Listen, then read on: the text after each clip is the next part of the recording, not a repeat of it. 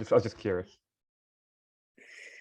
In today's episode of the Pathwing Presents podcast, I have an interesting guest here with me today. I'm with Andrew Smith, coming over from the team at PowerReviews. And I mean, they're all about, as the name says, isn't really a surprise. They're all about ratings and reviews in the UGC world. And today we want to deep dive into what PowerReviews is all about and how Andrew is thinking about growth for the company. So welcome to the show.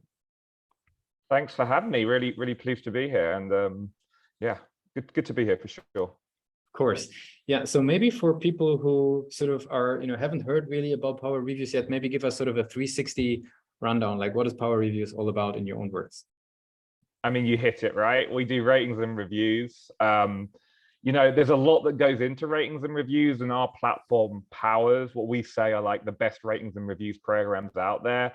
So from a ratings and reviews perspective, there's a collection of the content. And there are numerous mechanisms for collecting review content, which I probably won't go into here. There's also the display, so the code that goes on the site, and then the sorts of information you provide to shoppers to basically drive the conversion on an e-commerce website. And then the third element that we always talk about is the analytics. So there's two components to the analytics. One is, like I said before, the optimization of the review program. So making sure you're collecting the right content, collecting enough content. And then you're also collecting the sort of content that drives conversions in terms of how it's presented on a website. So, if you think, for example, when you go to see a review display, there's like a search bar sometimes there isn't, sometimes there is. Like, our technology enables, as an example, companies to understand the impact of that on conversion, that specific search feature. So, I mean, there's a lot of features in review displays, and that's just an example. And so there's two components to the analyzing the review content, review optimization. The other one is more like product intelligence, product optimization. So if you think about how typically brands and retailers have probably done product research, it's probably like focus groups or surveys. Sort of a massively underutilized data source, as we see it, is actually in the review content. So what does that review content tell you about your product to drive kind of product experience improvements? And we have a really powerful engine that's been trained on review content that does that. So there's a few other things we do around that. So ratings and reviews is obviously the kind of main thing everyone knows. There's Q&A content, which you sometimes see on an e-commerce website. There's a social creation product that we have, which is all about bringing in visual content. So, image and video from platforms like Instagram, and then displaying them within the website experience. So that the whole process behind that, finding the right content and then getting it onto the site in the right place, and then syndication as well. We are one of the few companies, ratings and reviews companies, who enables review syndication to retail websites. So what that means is, for example, Skechers is a client of ours. They don't just sell their stuff on Skechers.com, they also sell on Zappos and wherever else. So we help them with that process as well, getting the same reviews from their website that they're collecting on their own e-commerce website out into the kind of broader e-commerce ecosystem. So yeah, I guess I said it is quite simple, but then I've kind of done a pretty long explanation of what PowerReviews does. But I guess when you're in it every day, you kind of that's always a risk that you hold when you ask that question. Very cool. Now, who would you say, I mean, you mentioned already e-commerce companies already, but who would you say is typically the person or the role or the individual that brings PowerReviews into the conversation in an organization? Would that be sort of a marketeer?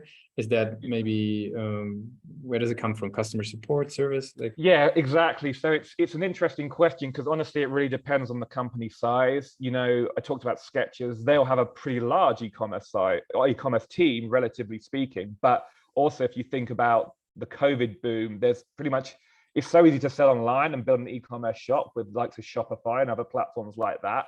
They might be 50-person company or less, probably. So someone like that is probably just the single point of contact on the marketing team, So we've got to try and cater for both audiences as much as possible. Although our platform being a premium platform, we are ultimately trying to target the more the Skechers of this world, mid-market and up, I would say. So it's almost like there's a lot of platforms that do what we do to those kind of startups. It's almost like once you graduate from there and need something a bit more sophisticated and kind of data driven, you come speak to PowerReviews. Makes sense. Now, how do these guys learn about PowerReviews? Like, what's sort of their journey like? Or in other words, what are the client acquisition channels that you found to be useful? Sure. So, we run a combination of outbound and inbound in terms of how we go after new business. From a marketing perspective, I know this is a marketing podcast. Our strategy is, I guess, I think there's a lot of terms spoken about in a marketing context that kind of mean different things to how they apply. So, but I would say our strategy is mainly around brand awareness. Now, I think sometimes people hear brand awareness and they think no ROI. So that's not how we look at brand awareness. But ultimately, we are not a marketing team that provides content behind forms, for example. Like, we want our audience to be engaging with us. We don't want to put any barriers in. What we want to be doing is like being a valuable resource. I always say being the #1 authority in what we do in the world. Now that's a lofty goal, and I don't think I could ever argue we're there yet. But that's kind of where we want to be.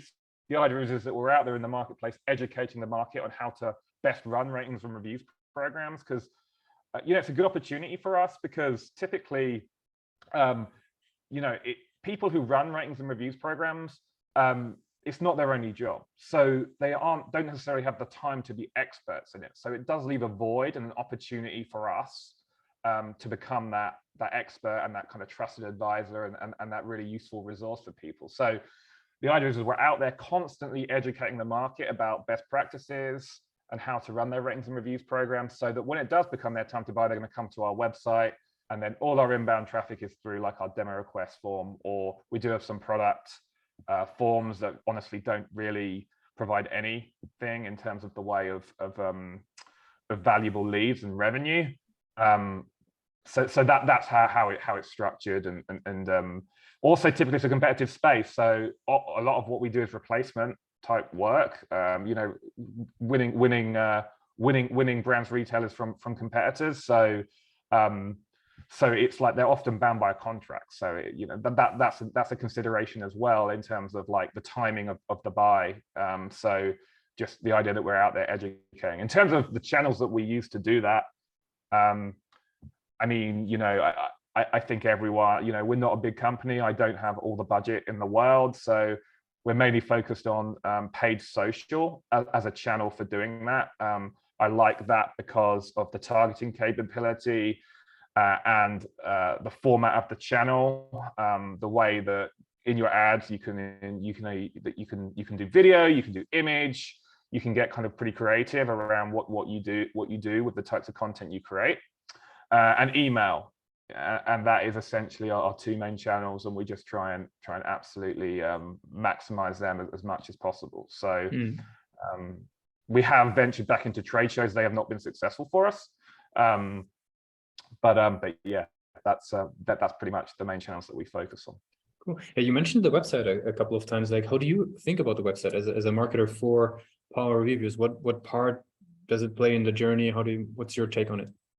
Yeah, so I mean, the good thing about being at PowerReviews and the marketing team here is we have a lot of autonomy. We don't have really anyone telling us what we can and can't do, and I think part of that comes from like results. So or probably tangible evidence of progress, or consistent progress is probably how I might put it. And I guess I built a reasonable amount of personal brand equity at PowerReviews, so I probably earned it in a little way. But but the point as it relates to the website is, I have a very clear line that I use about the website to everyone internally, which is it's not for investors, it's not for any other group. It's literally, it should be a conversion machine. So how we think about it is providing the information at the late stage in the buying funnel that's going to basically push them to raise their hand and say, I want to talk to your sales team. So yeah, as well. So if you peel that back and go down a level, I mentioned that we're in a competitive marketplace, so really focusing on our differentiation. Now, I don't think that's probably a new thing to anyone, but you know, if I think about the journey that we've been through, the story that the marketing team was telling, or even as I started telling when I was first here, was why you should run a ratings and reviews program. We've evolved that to be more like why us for ratings and reviews, just kind of a kind of progression in our messaging. So as it relates to the website, it's been built very much with that in mind, relating to those relating to that context. Another thing I'm really anti against on websites is landing on a website and not knowing what a company does. I feel like back in the mid 2000s, when I got into kind of B2B SaaS, like we were obsessed as marketers on value. And what that meant was you ended up putting together a story that related to revenue, but like you're like, okay, so you're going to grow my revenue. I don't know how. It doesn't sound credible. So I think there's got to be, you know, there was like a real aversion to feature functionality in the B2B SaaS perspective. And I just think that now I think in terms of like everyone being attention short, and you've got to grab people, there's got to be a combination of both. So, you know, being very clear about what you do and why is ultimately the goal of our site as well. It's a very interesting point. I mean, we got a lot of marketers on the show that kind of try to switch from a very feature heavy website back to a value driven website. And now you're saying there should be rather a very healthy mix. It sounds like. I think so. Yeah, I really do believe that. And that just comes from my own personal experience of looking at like I said, looking at a website and being like, what the heck does this company do? They said they're going to grow my revenue. I have no idea how. And so that's the angle I come at it from. Makes a lot of sense. No, super interesting. Now we talked about PowerReviews. We talked about the channels a bit, the role of the website. What I'm curious is to learn a little bit more about yourself as well as a marketer. So really? First and foremost, I'm curious. There's so much content out there for marketers, right? You could read case studies, best practices, whatever, all day long. Like, where do you personally like to educate yourself? Where do you get valuable resources? Yeah, I mean, so I'm really trying to perfect the channels that we're doing, that we're running. So I honestly educate myself primarily on LinkedIn, and I think this really speaks to as well how I consume content is also how I'm marketing content as well. So it's the idea that I don't really have time to read a 30-minute article. I want to like scan through, see what takes my fancy, and then look at it for a couple of minutes, learn something, carry on with my life. So LinkedIn is the main place. And I would say as well, though, it's still marketing. So approaching it with a healthy dose of skepticism is great, because typically someone's pushing something. So for example, I follow a bunch of people who talk about like paid social and how best to run programs on that. Now, it's in their interest, clearly, if people do more paid social, because that's how they get their money. So, you know, I would say LinkedIn is great, but, you know, questioning it with a very critical eye is also very important. But I do think it's a great place to learn and get different viewpoints. And I think just that critical thinking process makes you form like probably good ideas as it relates to your own personal work experience. So yeah, LinkedIn is really the main place. And I would love to say I read loads of business books and stuff, and I think there's a lot of value in those, but I've got 2 small kids. I've got no time to read anything, unfortunately. Very good. I was actually about to ask if we got some rapid fire questions now coming up. First questions would have been the last book that you read. So I should rather probably ask you, what's the last children's book that you read to the kids? Oh my goodness, what was it? I can't remember what they're even called. Let's call it the Butterfly Book. But this is how bad I am with this stuff. Like it's that Butterfly book that's really famous. I don't know what it's called. No worries. Next question. What's one single thing that your company is focused on the most at the moment? Yeah, that's a great question. I wish there was a great answer for that. Let's say growth. I mean, let's go back to like being you know, a website that talks about revenue. Just say growth. That'd be really vague. If there would be no boundaries in technology, right? So everything is possible. What's the one thing that you would fix for your role as a marketer today? Attribution, 100%. So the problem we have as marketers right now is exactly what you illustrated before, which is the buyer journey and it having so many touch points, and people finding out about you by talking to their friends or on Slack or wherever. Like, if there was some way that could track every touch point of the buyer journey, I would do that. I think it's impossible, but if there's anyone out there with like a smart idea who can literally see what anyone's up to on any channel, then come and see me. Sure. Very good. And very last question, I'd like to do a little bit of time travel. Let's go back to the days of the University of Nottingham, if you allow. Sure. So now you're heading out of formal education into the world of communications, PR, marketing, growth. What's the one advice you would give yourself for your journey?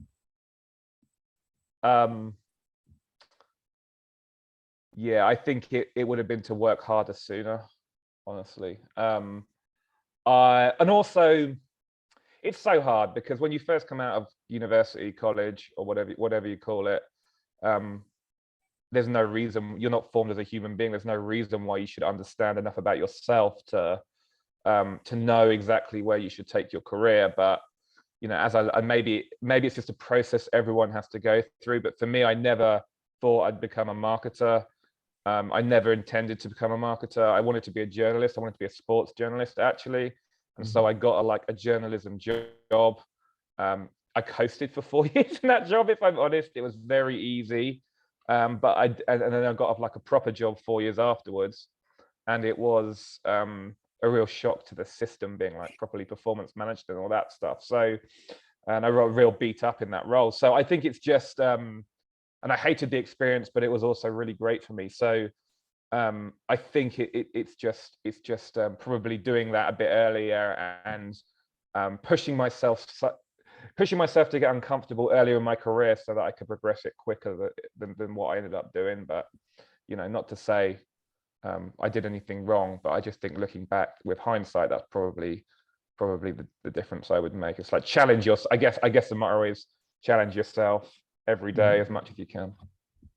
Very, very insightful. Appreciate that, Andrew. For the as you basically approaching the end here of the interview, I would just want to give you the very last word. If somebody would be forgetting all that we discussed about PowerReviews today, what's the one thing that they should take away? Premium ratings and reviews platform for e-commerce. Drives more conversions, you will sell more products if you use our platform. Very good. Thanks a lot for joining Platform Presents. Thank you.